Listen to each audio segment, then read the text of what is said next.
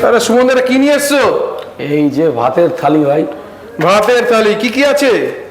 এখানে হচ্ছে ভাত, ডাল, সবজি, তোমার মাছ, মাংস, চাটনি, পাঁপড়, হজমোলা। আচ্ছা আচ্ছা আচ্ছা আচ্ছা আচ্ছা, তো সেই লেভেলের ব্যাপার স্যাপার একদম।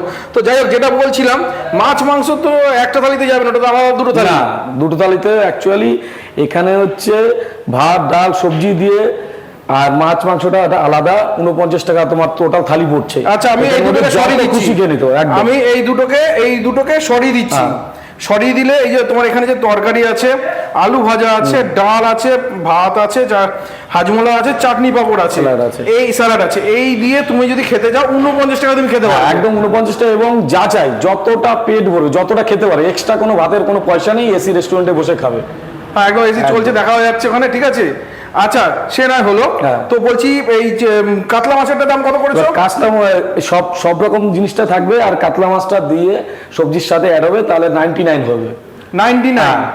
আর এটা হচ্ছে 130 টাকা। 130 টাকা সবকিছু থাকবে, সাথে চিকেন থাকবে। চিকেন থাকবে 130 টাকা। বাহ, সুন্দর সুন্দর সুন্দর ব্যাপার স্যাপার।